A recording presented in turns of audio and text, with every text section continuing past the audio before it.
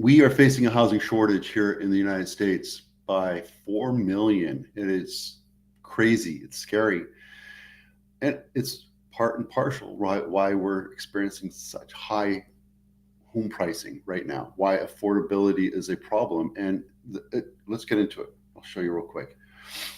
Real quick, 3.8 million home shortfall is the third largest since 2012. At the current pace, closing the housing gap would take an estimated 7.5 years nationwide if we did everything right. 3 years in the South, many millennials and Gen Zers choose to live with others, like my kids are going to live with me after they graduate, living in an estimated 1.6 million pent-up households unformed in 2024. More than a decade of underbuilding has left the U.S. with a shortage of nearly 4 million homes. Guys, that's the huge problem. It's not the rates, it's not the demand, it's not the lack of inventory for resale, it's housing, new housing starts. And I've talked about this for years about how our home builders are not building enough houses. And why? It's just there's not enough reason for them to do it. There's not enough financial incentive for them to do that. And when they go to places like, I don't know, San Jose, it becomes a painful, arduous program of having to go through the permitting process and paying off these guys to make sure that this gets done. And there's all these, and San Jose, not just San Jose, it's San Francisco, so all the big metropolitan areas, they have their handouts, right? Their hands out saying, yeah, well, grease the palm. And that's the problem. And that's exactly what's happening in Southern California when we had those fires this last month. And, Trump, however you like him or not, he came down and said, look, you got to knock out all this. It's just clear the clutter, get it done, get these people living again. Because when it takes one person to build a house and it takes 4 years to do that, that's ridiculous. Now, builders do it a little bit quicker, but their planning process is about that long. They buy a piece of property and then they plan it, and then they have to go through permits, the DRE, and make sure everything's done. And it's just painful for them to do that. That's why they're building in the Central Valley, because it's not as painful for them to do here. Now we're being forced by the government to put, I think it was 40,000 homes before 2027. This is 2020 issue that we're going through. That's just in California. 40,000. No, I think it's Santa Clara County. And it's just taking time. It's going to take time. But every jurisdiction has their hands out. Every jurisdiction has their anchors out, and they're just slowing down the process. And that's the problem. We need to figure out how to fast track this stuff, saying, look, if you're thinking about these floor plans, get them pre-approved. And all you have to do, just like Legos, pop, pop, pop, pop, everything's done, and you push a button and it's done. There's no planning committee. There's none, right? That's the problem with this. Now, Realtor.com is launching Let America Build campaign, which is advocating for solutions that cut through the red tape, restrictive zoning, and outdated regulations that are constricting the ability to build homes in America. The initiative calls on lawmakers at every level to make bold pro-building choices. I love that idea. Will it work? Love to see it happen. Love to see it happen. New construction overtakes household formations, multifamily construction slows amid rising rental supply, and regional shifts. South leads the way. People are done with living in the coast because of all the regulations and high taxes and everything else. So where are they moving? To places where it's easier for them to live. If I want to put a toilet in, I have to go down to San Jose and pay money to get somebody come out and give me an inspection to make sure that the toilet was replaced. It's ridiculous, right? It's just that San Jose has their hand out for everything. And I get it. It's a concern, right? Am I critical against it? Yes, only because I think there's a better way. I got to sit on a board a few years ago about ADU structures, and my only statement was it has to make it fast-tracked so that if you allow it, certain things, and it fits in a certain area, and it doesn't have to go through a 4-month planning process. It doesn't have to go through a whole year of restrictive processes. If you can get it done in 2 months, have the house pre-built in little sections, all you got to do is tilt up the pre-made walls and make it happen. I don't see why it shouldn't be a 2-month process, right? San Jose has always led the charge at getting better. I remember a few years ago, I was talking to an inspector, and they were actually friendly, and they were giving advice on how to get around the situation, and they're very customer face oriented or consumer face oriented. And sometimes things happen, right? Let the red tape go. There you go. Enough said. That was 6 minutes of my rant.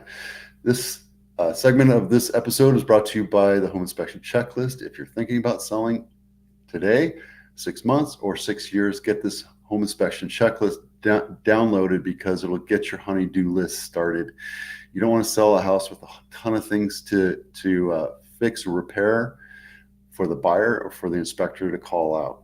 I just went and looked at 5 or 6 houses in Henderson, Nevada for my parents, and we settled on the best looking house. But that's because they wanted this house, right? I was looking at the one that needed the most work, but that's their mindset. They want to have a house that is completely turnkey. They don't have to fix anything. Brand new appliances, new kitchen, new bathrooms, new flooring. It's just done.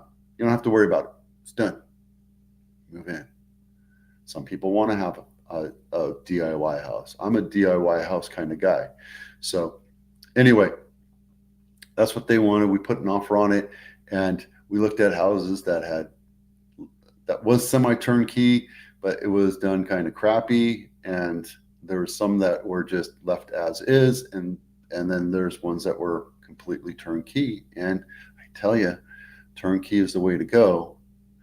And if you're going to say, no, I don't want to spend $150,000 on getting my house ready to sell, just price the house correctly. That's all I'm going to say there. All right. List price reduction of the week is this one on Los Pinos Way. This one was priced at originally, let's see, 1.799 on, what is it? Los Pinos Way, a busy street. It's been on market 28 days and no budge. Why? Because it's on a busy street. Los Pinos is right here. It's not here. Los Pinos is a busy street, right? And if you look inside the house, $1.8 million, guys. This thing better be turnkey. Oh, no, it's not. It's dated carpet, dated paint, right? Yeah, they staged it. Okay, they put puck lights in, or no, those are can lights, not puck lights. Let's take a look at the kitchen. Oh, they painted it. Let's see if it's new. Okay, new kitchen. There you go. But location, location, location. That color of paint is dated. Those carpets are dated. Those bathroom cabinets are dated. If you're going to ask for a premium, $1.899, $1.9 million for a house that's on a busy street, mind you, it's right at an intersection where there's stop signs, which is an immediate turnoff, and you're going to ask for a premium, your house better be completely turnkey. Ooh, it has a pool. Great. Big backyard. Great. But I'm telling you, dated carpet, dated paint. Look, this right here, that should have been torn out. And the kitchen's nice, but the bathrooms are all old. That's why it's sitting on the market. I can tell you right now, you're not going to sell this thing for more than 1.5, and it hurts the neighborhood. So I can tell you that the agent probably suggested 1.5, 1.6 to start, and the seller was like, no, my house is worth 1.9 million. My house is worth $2 million. $1.8 million they listed, and it's still on market after 28 days. Tells you that buyers have flocked there and looked at it, or not, because they know that the price is overpriced for the condition. And when they walk in there and they're on a busy street, let's get a little closer. There's a 3-way stop sign right here. I drive through it 2-3 times a day because I live right here. I go there to the gym, you come back, and there you go. So just be careful about pricing. This is Los Gatos House of the Week. Don't be a masshole. Not my listing. 1 bedroom, 1.5 bath, 2,500 square feet. 1 bedroom, 1.5 bath for $3 million. I would not buy this house at all.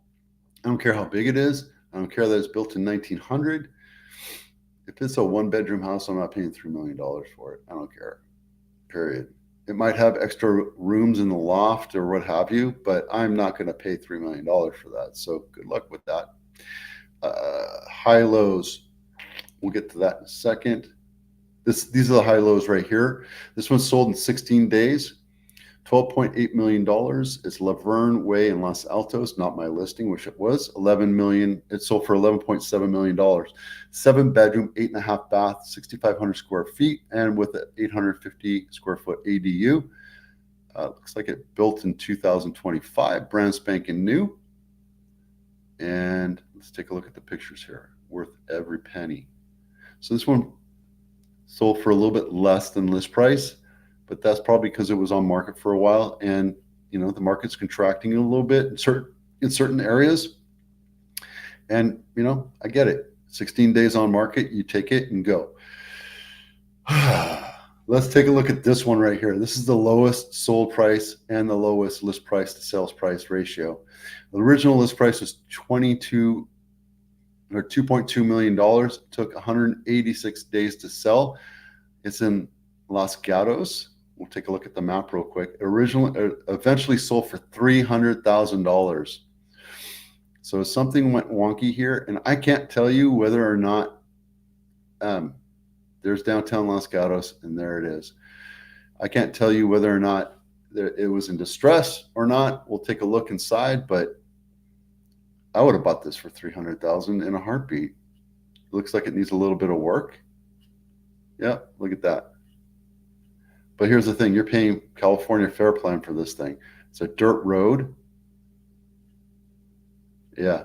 So somebody actually took this and started to work on it, and then they stopped for whatever reason. And yeah, that was a great buy. I wish I saw that one in a heartbeat. I would have loved to buy that thing for $3 million. And oh geez. I was going to show you, it did actually record at $300,000. That was what that page was for. All right, highest sold price is 11.7. Lowest sold price is 300,000. 13.6% of list price. Good for them. Highest for sale is 36, and lowest for sale was 3.99. I'm not really looking at those right now. We have 1,167. We need about 2,000 square homes for sale in Santa Clara. So we're about halfway there. We're getting a little bit more. It's starting to climb. And then price reductions, we have 181 of those, which comes to 15%. Right now, year to date, we're averaging 12% list price reductions. Nothing skyrocketing right now, but if this continues to go up, then it's something to be aware of, even though prices came down. Rates came down last week. They still need to come down below 6%. Sold last 7 days, it's 153. So there you go. That's it for now. Thanks for watching. I'm Vito with Abitano. We'll see you out there.